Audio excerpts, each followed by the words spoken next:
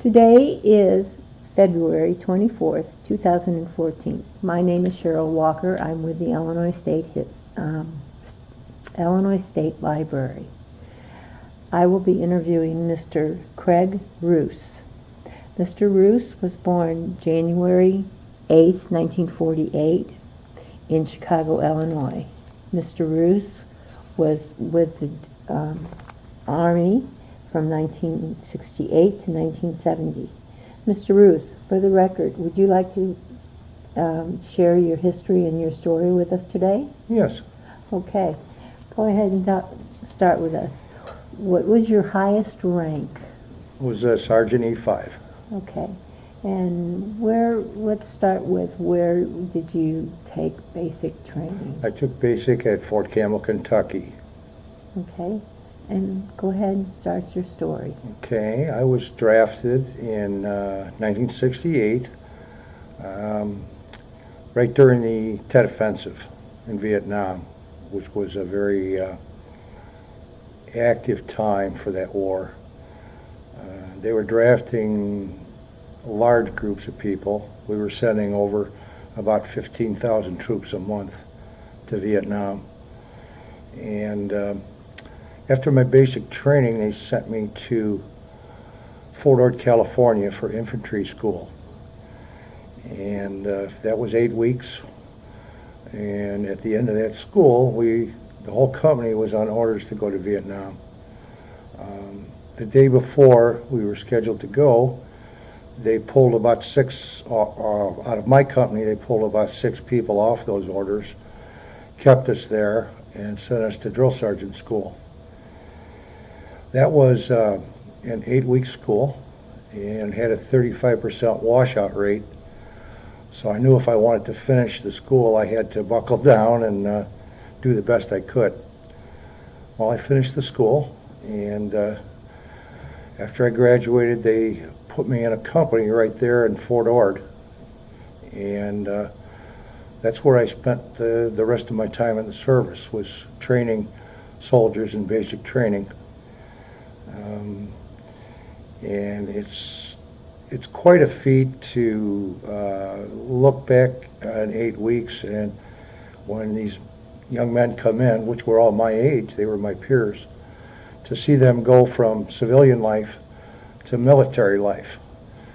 And it's quite a transition. So that was my job, was to teach them the military life and of course discipline, and we got into the basics of military things. We didn't get into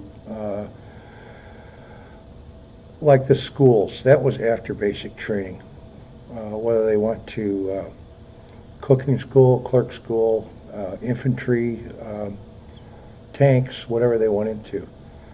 So basic training was just introducing them to military life. After 8 cycles that I put through, I finished my term, and that was the end of my 2 years. And I got out. I was discharged. They told me I was supposed to serve 2 more years on active reserve and then 2 years inactive reserve. But at that time, they didn't require me to do that. So I was done after 2 years. And my whole family had been in the military, none for life, but my dad was a B-17 pilot in World War II.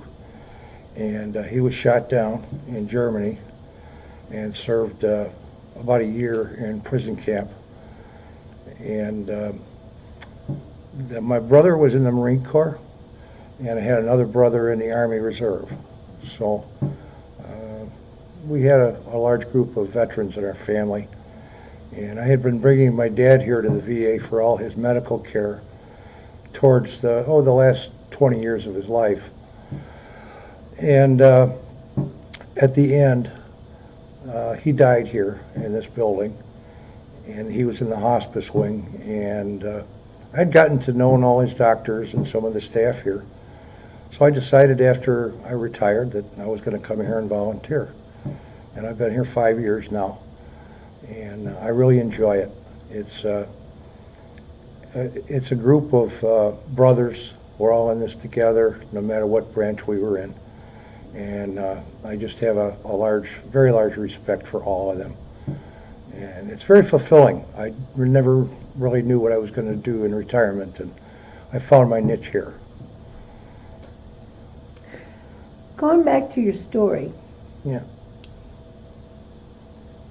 You were a drill sergeant. Mm-hmm. You were the first thing that those young boys saw Yes. when they got off that Yes. bus. What made you decide to buckle down and become a drill sergeant? It was a challenge for me, and I guess it goes back to my upbringing. My parents and grandparents always had told me, whatever job you're assigned to do it to the best of your ability. And so for me, that was a challenge. And I took my responsibility as a teacher very seriously, because I knew a lot of these young men, some of them may never come back from the war. And so anything I could educate them about or equip them with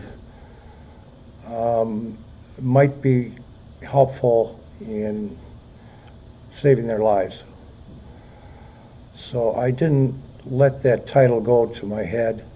I know drill sergeants get a kind of a stereotyped as being really mean people, but I never looked at it that way.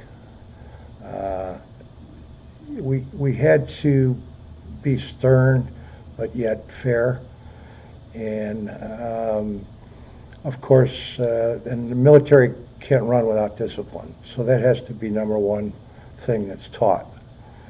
And I remember my first day in basic training, and it was a very awakening thing to go from being a civilian and all of a sudden you're gone and you're not at home with mommy and daddy anymore, and somebody else is really running your life. It's a complete change. But I guess it was the challenge more than anything. Talk about how, okay, they teach you to become a drill sergeant. Mm-hmm. How do they do that? I think first of all they have to find people that would qualify for that.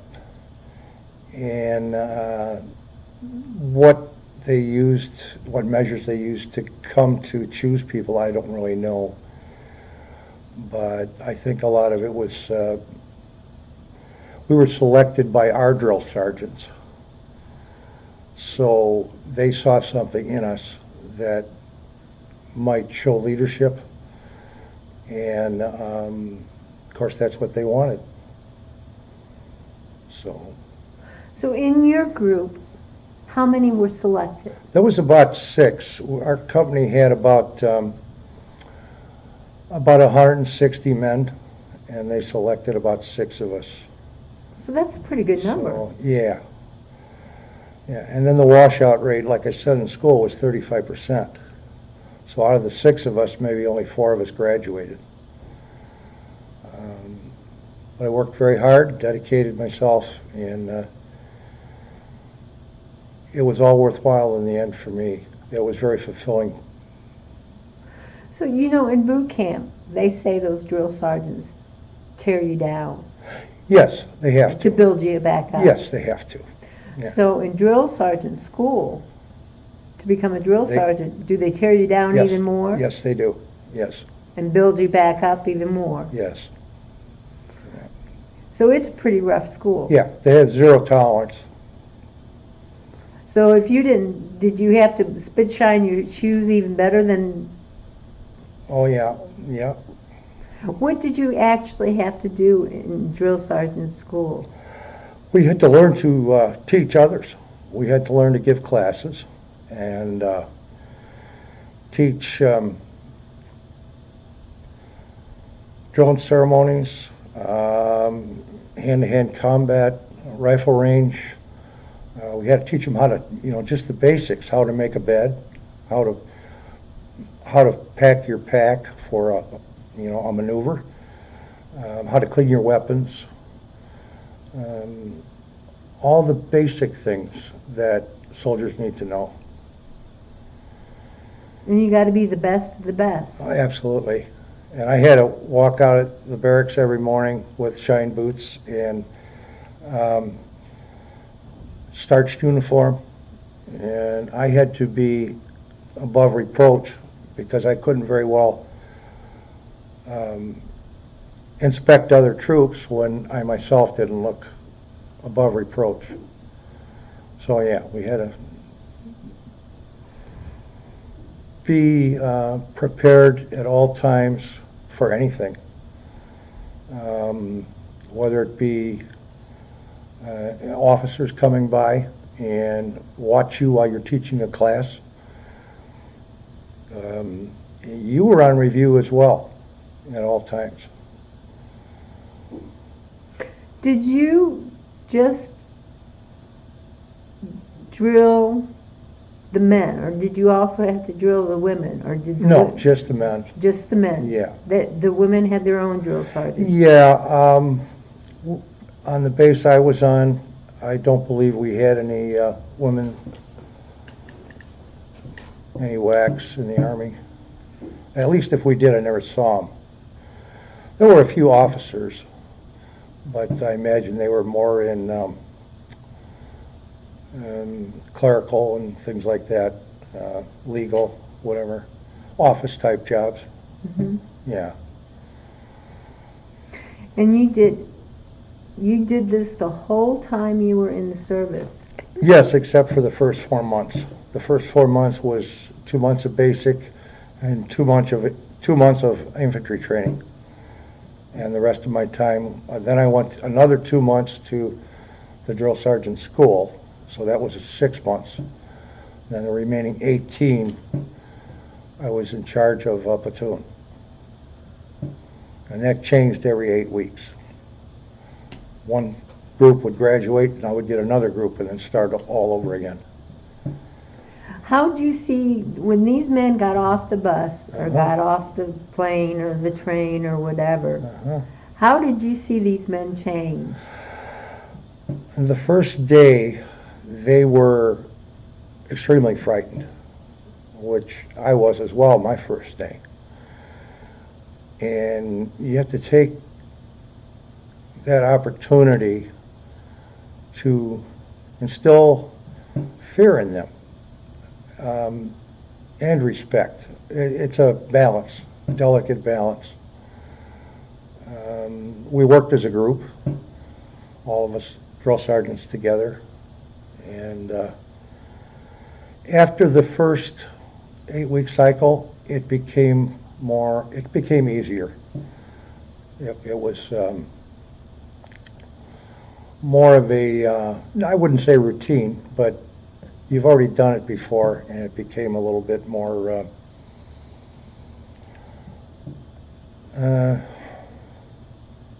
maybe ingrained, I guess. Could you pick out the ones that you would just have the hardest time with? Yes. Or the ones that would get under your skin? Oh yeah. I had all types. I had young men with college degrees, and even a couple with a year or two of medical school. And then I had kids from the ghettos in Los Angeles, gang bangers, and everything in between, farm boys. And I had to pick my squad leaders out of this group of usually about 40 men. And so I had to make quick evaluations and judgments. And you can learn a lot from body language. So I learned that very quickly to pick up on that. And that was a good tool for me to use. Did you carry that on through your life? Yeah, pretty much, yeah. I started out as a carpenter, and eventually I worked my way up into foreman and then a superintendent for a general contractor. And I had to use a lot of those things that I learned in the military. So yeah.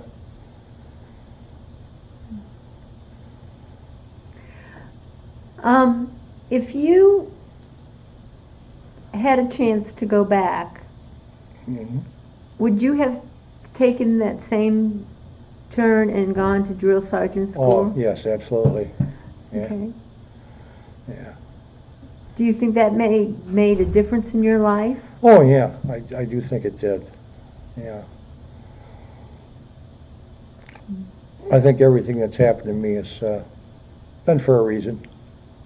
Was it hard after you got out of the service Adjusting back to to civilian life? civilian life? No, it wasn't hard. No. Okay. When you got out of the military, you were stateside the whole time that you were. Yes. Did you have a difficult time going on leave? Or I didn't personally, but I know it was a very difficult time for many of the veterans. Vietnam was not a popular war, and they were never given the respect and admiration that maybe the troops from Korea and World War II had. So it was a totally different time period. And the way the public looked at the veterans was less than respectful.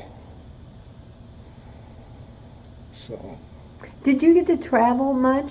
No. No. In fact, I only had one leave the whole 2 years. One leave? Yeah, I had a couple of 3-day passes, but I mean actually leaving the base and, traveling a distance. Where'd you go? I came home. I flew home for a 30-day leave and then went back. Yeah. How was that, traveling home?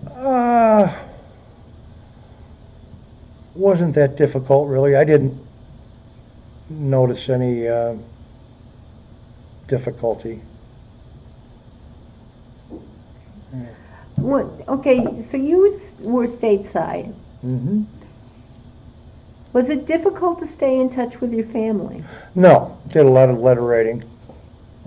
Okay, Yeah. even though you were stateside, you still did a lot of letter writing. Yeah. You didn't do a lot of phone calling. Not a lot, no, occasionally. And why was that? Why didn't you call home? Oh, I suppose I called home maybe once a month. Yeah. Okay. Just something that you didn't do. Yeah. No. Back then. No. And. Okay. And where did you live? Where was your family at the time? In Chicago. In Chicago. Yeah. Okay. Did you see any entertainers? No. No, I didn't.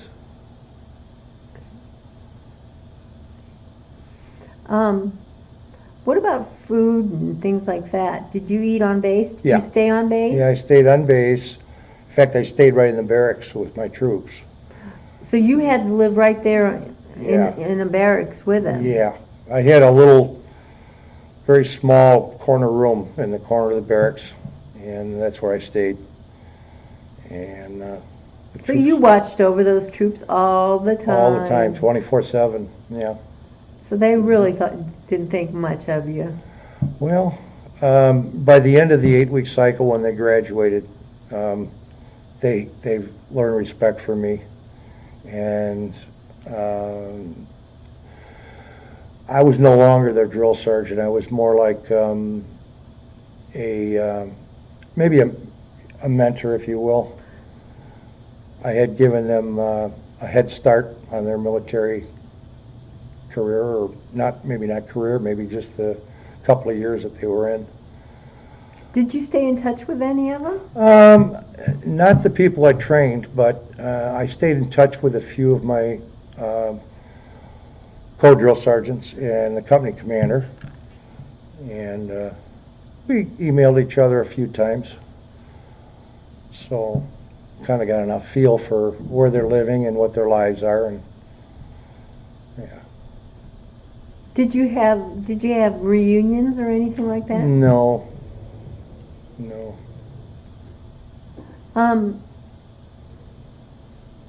Did you stay in touch with any of the guys that you were in basic training with? I never stayed in touch with them, but I remember a lot of them. You make close bonds when you're in basic training. Yeah. And where was it that you went to basic training? Fort Campbell, Kentucky. Yeah. Coldest winter I ever remember. It was. It was in January and February. Yeah. So you had a cold winter in basic. Yeah, very cold. Yeah.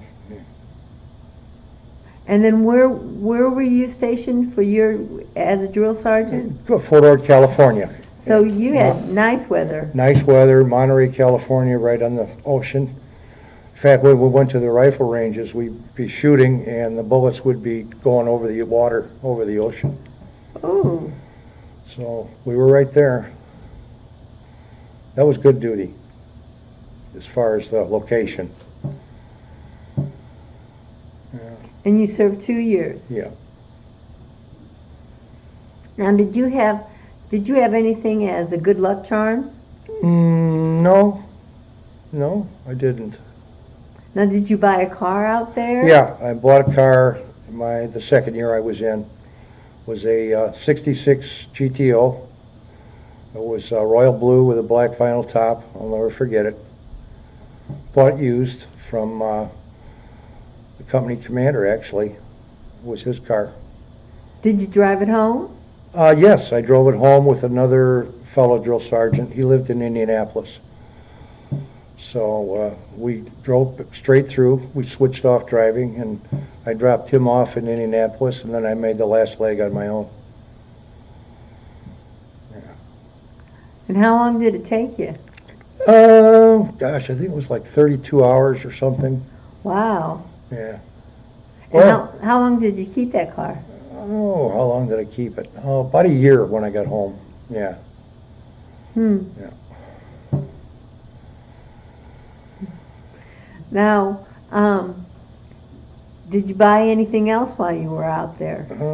No, I pretty much just saved my money. There was nothing to spend it on. So, yeah, that's pretty much what I did. How was the food in the service? Oh, I wouldn't say it was good, but I mean, it was enough. It was adequate. What kind of things were on post when you were out there? What, as far as like entertainment? Things to do. There was a bowling alley and a movie theater and the NCO club, and that was pretty much it as far as I was concerned. There wasn't any McDonald's or anything? Oh, no commercial venues to speak of. Okay, because nowadays, isn't there on the post, aren't there commercial vendors on some of them? I don't know. I don't know if there is. Okay. I just can't, I don't know. Yeah, I'm not sure. It's been so long since I've been on a military base that I don't know.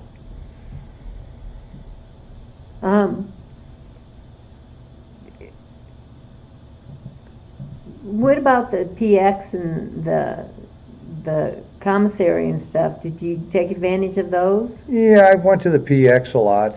Not so much the commissary because I really didn't need to buy anything in bulk, or I didn't do my own cooking or anything like that. So the PX for toothpaste and shaving cream and things like that. Were the prices really that much better? Oh, much better. Yeah. Really? Yeah. That's good. How did the town accept you? The closest town was a little town called Seaside. It was right on the ocean.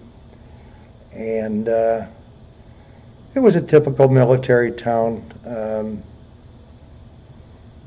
I don't know because I was an outsider looking in, I don't know how they felt about us. We spent money there. So I guess they, accepted us for that. Hello. I'm so sorry. What else did you do for entertainment? Occasionally we go to the drive-in movie. There was one, maybe a half an hour away. And we maybe sometimes go there on Saturday night. And a couple of weekends for a 3-day pass, I went down to San Diego. I had a friend that had a sailboat on San Diego Bay, and he invited me to come down and go sailing with him, and that was quite an experience. And then a couple of weekends, I had a friend that we went up to his place in Elko, Nevada, and his father and mom had a ranch there, and they had a bunch of horses, and we went up there and rode the horses and hung out for the weekend. So that was nice. So that was before Elko was a gambling site. It was still a gambling town, but nothing like it is today. Yeah. Okay. Much smaller scale. What else did you do while you were there? Well, there's a racetrack for cars called Laguna Seca. Have a lot of races, and that's right on the base. And when I got my GTO, we used to sneak in there on the weekends and run the GTO around the race course. We never got caught. But we weren't greedy. We didn't stay there for too long. We'd make 2 or 3 laps and then leave. And I was 20 years old, so when you're that age, the fast cars are exciting, and of course driving on a professional race course made it all the more exciting. Yeah, that would be. That would be, and having a GTO, that would really be exciting. What was your most memorable time in the service? I think the first day of basic training. It makes quite an impression on you. Hard to describe. Did you have long hair? No. Back then a lot of people had long hair. I know I didn't. I didn't have a crew cut, but it wasn't real long either. So it wasn't the haircut that was the memorable? No, it was just the whole experience. Being away from home, strange environment, people yelling at you, and you don't know what's next, you don't know what's around the corner. Was that the first time that you were ever away from home? No, I had stayed, let's see. No, I'd gone down to Florida a couple times with my friends for spring break. We drove down there, so. But, living away from home, I guess would be the best way to explain it. Mm-hmm. Yeah, the first day, yeah. Can you remember the first time that you had to spit shine your boots? No, not really. It just kind of all blends together. Learning how to roll and fold our clothes and pack a foot locker, and everything had to be just perfect. And if it wasn't, the drill sergeant came along and threw the whole locker over, and you had to start all over again. When you travel today, Mm-hmm. do you roll and fold your clothes? I fold them. I'm not as meticulous, I guess is the word. But I'm a neat person. And I think I can attribute a lot of that to the Army. Yeah. It's not what you did before? No. When I was a teenager, I threw my clothes on the floor. and didn't worry about it. And I don't do that anymore. You know, just learned good habits in the service and just carried them into civilian life. Do you think what if some young, and maybe this has already happened to you, but what if some young man or woman came to you, young girl or boy, came to you and said that they were thinking of joining the service today? What would you say to them? I would recommend it. I think that it's good for young adults to learn a lot of life skills that they otherwise wouldn't learn. Okay. Has that ever happened to you? No, it hasn't. Okay. Do you think our kids today are taught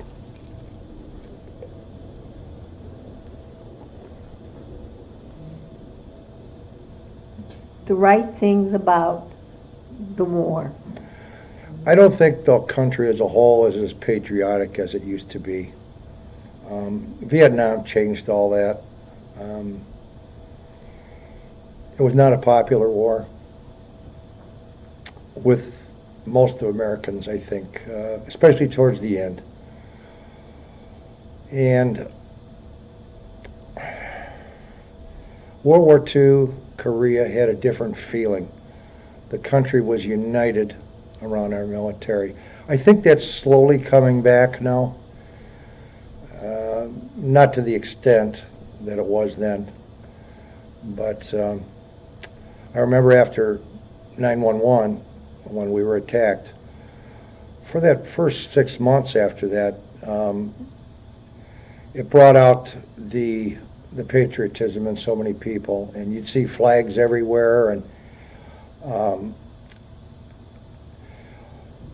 that got lost. You don't see it anymore. People have short memories,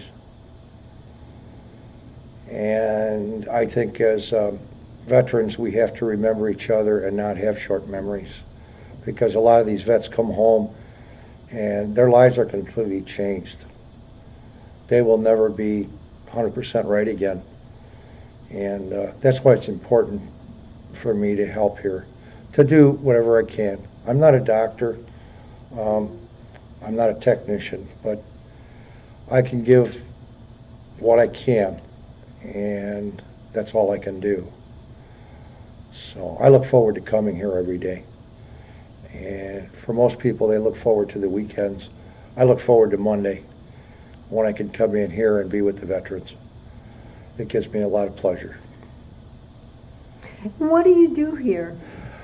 I wear a lot of hats. My official title is greeter. I do greet people at the door. I help with the wheelchairs. I escort patients to clinics. We have 25 electric scooters. I keep them clean and charged up, and those have to be reserved. So I sit at the desk.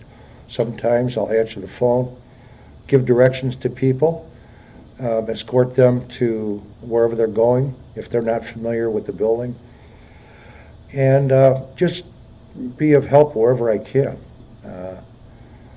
I get asked to do this or that, and there's always something to do. But what's nice about it is I don't have the stress that I had when I was working. There's nobody looking over my shoulder. So I'm pretty much my own boss within the parameters of our job title. And yeah, I met a lot of friends here, both employees, veterans, and I hope to make a lot more. Mm-hmm.